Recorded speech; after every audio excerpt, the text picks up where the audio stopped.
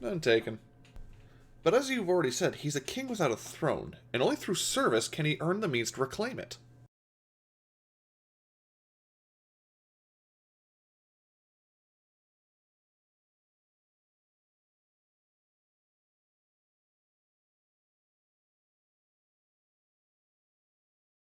Did Demetrius mention which king you're to be the hostage of?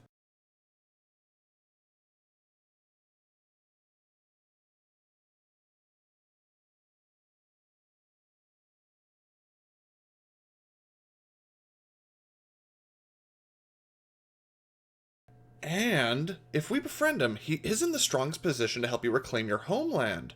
I see what you mean, Cineas. Of course I'm going to help. If you can secure Ptolemy's trust, you're going to need all the help you can get if you seek to reclaim both your home and the lands beyond. You can't. Trust is earned. And, if you give me a chance, I shall do all I can to earn yours. As for the coin, well, let's just say this is an investment in your future potential. After all, a king can pay more than an exile. For most people, war is like a bad marriage. An unending affair of strife, bitterness, and glimmering moments of joy that serve only to prolong the suffering. But for Pyrrhus, fighting came as naturally as breathing. Following a war between Demetrius and the king of Egypt, Pyrrhus was sent to the desert kingdom as a hostage. Here, his luck finally returned. His many war stories made an impression on the Egyptian king, as did his ability to laugh off any insult thrown at him. With such a capable friend in his court, the king sensed an opportunity. He equipped Pyrrhus with a small army and the ships needed to transport it to Epirus, hoping to forge in him an ally on the Greek mainland. The prospect of retaking Epirus thrilled Pyrrhus, as did the chance to exploit the chaos in nearby Macedon to seize both realms for himself. At long last, the exiled king was returning home.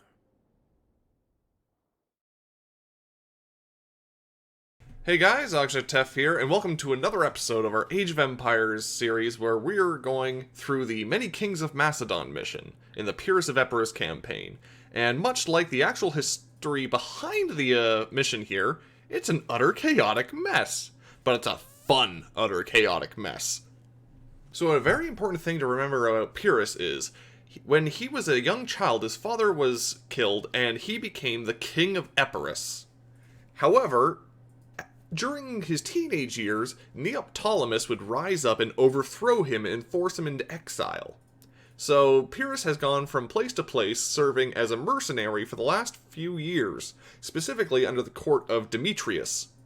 And we all saw how that turned out. But now with backing from Ptolemy of Egypt, we are now poised to strike back and take Epirus for ourselves. So, using the cover of night, we land just outside of Neoptolemus' capital, and we storm in using these captured catapults, one of which is already dead at the start. Of course it is. And our goal is to either wipe out his army or take out the 4 towers inside this city. So there are disadvantages and advantages to both. If we just take out his army, the 4 towers survive, and we could use those later. However, destroying the towers also gives us a bunch of resources to start with, so as far as I'm concerned, goodbye towers. Another important thing to take note of is the timer which the enemy has here that prevents them from actively opposing us until this is run out. And it's going out in about 4, 3, 2, 1. Okay, so now that Neoptolemus is aware that we're here, it doesn't matter because the last tower is about to come down. So we've successfully been able to seize the throne, and Neoptolemus, in his wisdom, has decided that it is better to be a co-ruler of Epirus rather than go to war and destroy the country as a whole. So he's going to give us half the country, namely the southern little portion here, so that we can build up and begin the next section, which is our campaign into Macedon proper. So as we get into the standard economics section, it should be noted just what this next sort of segment of the video entails. So, all we have to do is conquer Macedonia. and you can see there's another timer on the screen. This is how long it'll take for Demetrius, our former friend and mentor, to come and conquer it himself. So what we have to do is we have to destroy 5 of the 6 town centers noted on the mini-map there, 2 of which belong to each of Antipater, Lysimachus, and Alexander V. So the whole idea here is Lysimachus is our old enemy from Ipsus. He is the current sort of ruler of Thracia, as well as the conquered Antigonid territories in Anatolia.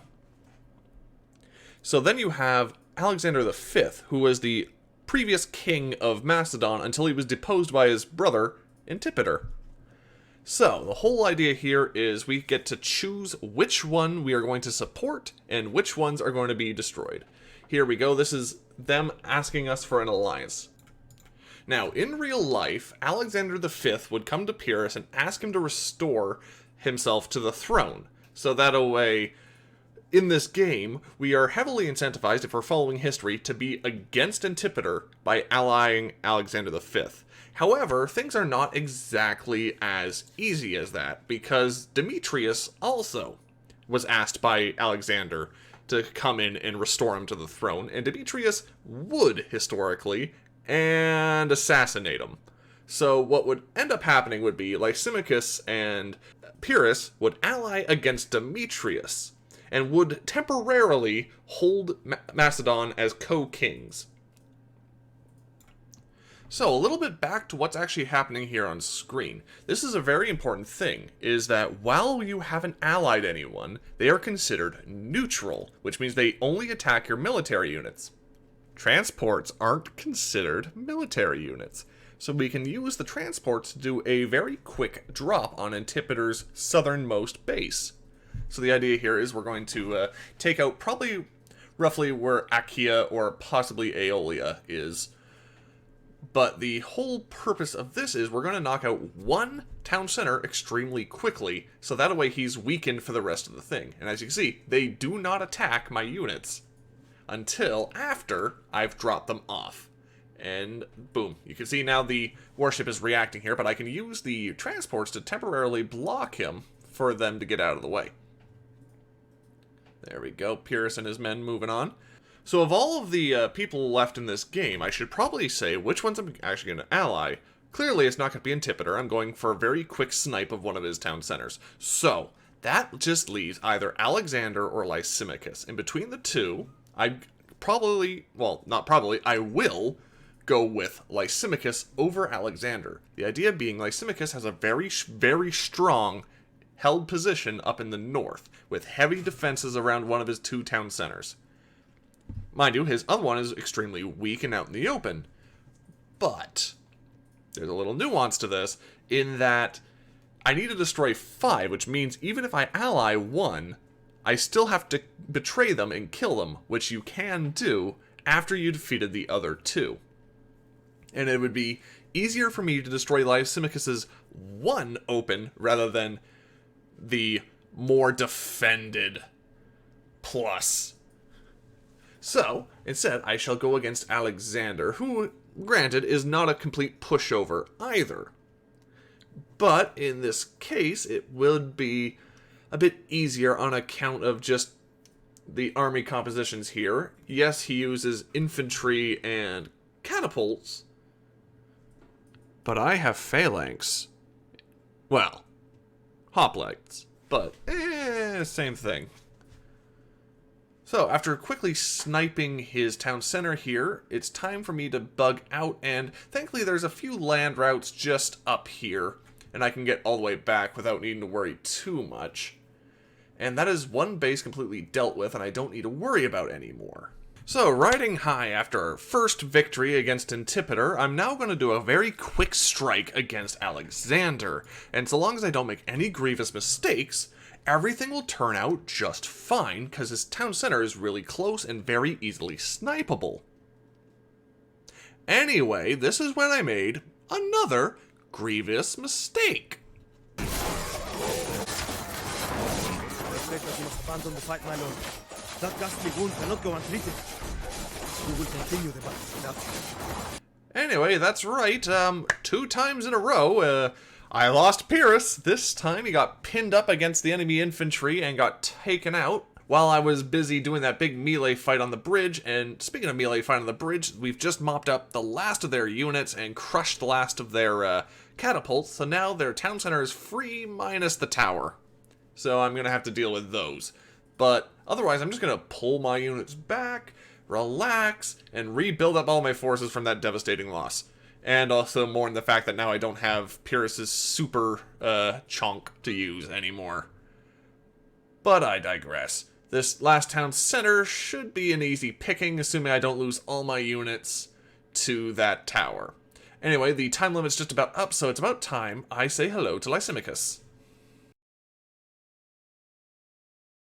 It was not so long ago that we stood on opposing sides of the battlefield, Epirus. But I am happy to put all grievances aside for the moment. Let us split Macedon between us. We are now surrounded on all sides by enemies. What say you, Alexander? Shall we set aside our petty squabbles until we have weathered this threat? I would not call killing our mother and stealing my throne petty squabbles. You are right, brother. For now, let us make peace. But wait, there's more! Highness, we have uncovered the plot by Neoptolemus to poison you. Apparently, he plans to take Epirus for himself. If information like this can leak so easily from his camp, then surely he does not inspire much loyalty in his subjects. Let us strengthen him first, and give the people of Epirus a proper ruler to look up to. That's right. So, with our ally, with Lysimachus, now entrenched, we have now been alerted that Neoptolemus may not actually be all that loyal. In fact, he may have already attempted to overthrow us once, and now he looks to do it again. So we're going to say hello. So, with Alexander and Antipater sniffing at my back door, it is about time we show Neoptolemus what happens to traitors. So, declare him enemy, and oh look, all my units just so happen to be already set up to deal with theirs. So their archers don't stand a chance against my frontline infantry. Their frontline infantry now have to walk around their own buildings to catch me, and their catapult is nothing. So, with their army utterly crushed, save a couple stragglers, we can just bum rush their town center, while I desperately attempt to hold the line against Antipater here, because he snuck in the back while his brother was harassing my side. But looking back up to Neoptolemus, his town center is being focused down, and within just a few seconds here, boom! Epirus now has one true king. And it is Pyrrhus, once again, king of all Epirus. So now comes a quick period of rebuilding, as we have now cleared out the last couple enemy troops, and we're, well, wait, no, that's still one there. Almost done clearing out the last couple enemy troops, and then we can finally get on to the end game of our mission here. So, with Neoptolemus dead, next stop will be either Alexander or Antipater's base. Deciding which one doesn't really matter, they're right next to each other, so this will be a very quick strike, as both just need to lose one town center in order to be absolutely defeated, and here comes the victorious hoplites, or hoplites, from Epirus. Now, the big funny thing I should actually note about this run here is, unlike most runs in Age of Empire that I do, this was all recorded in a single clip. That's how quick this mission went, including the end screen and the lore bits at the beginning and the end of the mission. So, why is that? This is because this run specifically was me attempting the Greased Lightning achievement. So the whole idea was you have to take out everyone before Demetrius arrives. So that can give you an idea of what the rest of this mission is going to look like as I do a mad dash, well, as mad a dash hoplites can do on account that they're the slowest units in the game, and strike at probably, yeah, Antipater first and then Alexander. Sort of show the at least some historical side to this, destroying one and then the other. So, fast forwarding just a little bit here, we get a little bit of resistance inside the remnants of Alexander's base here, because I didn't actually clear it out, I just damaged it up a little bit. But that doesn't really matter, as we just need to bypass it enough that we can get into Antipater's base. So, just use a couple units to distract. Yeah, I mean, they're gonna die, but that is a sacrifice I am willing to make. So, with our distraction forces actually now coming in behind, they actually survived somehow, we are now attacking the enemy gate. Now, these archers are literal fodder. Like, quite frankly, they're not going to be able to do much here. But they do add time so that our hoplites don't take as much damage. And because we don't have any healing whatsoever, it is better to maintain our stronger units than it is to maintain the weaker ones. I'm sure these two can have fun picking off the odd infantryman. And then these two, yeah, these two are going to die. Like, it's just a matter of time. And, yep, there they go. Oh, wait, still one guy. Now he's gone. But here's the thing. If we snipe the town center, that's all that matters, and Antipater's forces will crumble. And that includes the ones over here in my base. So, once again, I walked away, and I allowed them to get into my base. But that doesn't matter, because, tit for tat, he might damage my base, but I've destroyed his, and he will no longer be able to fight. And that just leaves his brother Alexander. So after a really brief period of rebuilding and sort of restructuring, and as well as letting our hoplites move, because once again, slowest units in the game, we are now sort of getting across the bridge here and barreling down straight towards our enemy's last town center, which I'm pretty sure is one of the less defended ones. Save for a few towers and a few infantrymen, this one should actually be quite easy to destroy. Speaking of, they're not going to give up without a fight. They're sending in some units, but because they're piecemeal, I'm able to pick them off one by one. And yeah, sure, they do damage, but not enough to stop the attack. Furthermore, just looking over here, we got our second wave moving in, ready to basically finish the job, save if the first one is incapable of doing it. Mind you, I am actually taking quite a bit of damage here. Eesh. And they are swarming me enough. I think this actually might blunt me. Close. Okay. Yeah, new plan. We're going to basically just take out their forces and let the second wave deal with this. Yeah. Sorry, guys. Yeah, the second wave is just coming in now, though, so gone is the tower, and we can now push in directly against their town center with very little worry. And yeah, sure, they have infantrymen harassing us, and they do have that one really strong tower, but once again, that doesn't matter so long as we snipe the town center. All of that is going to be destroyed and or deleted anyway.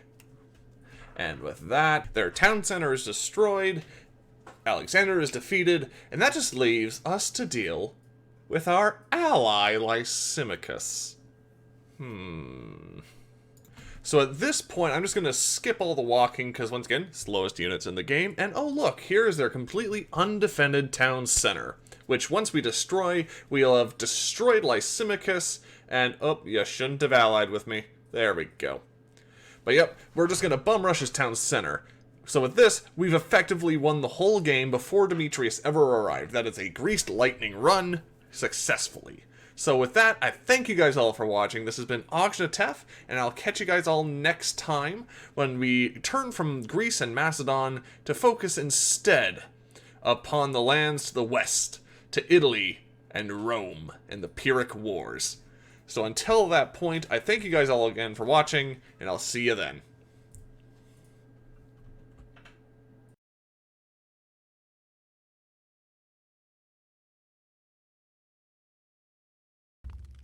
Had the struggle for Macedon been a play, it would have been booed out of the theater for its confusing, overlapping plot lines.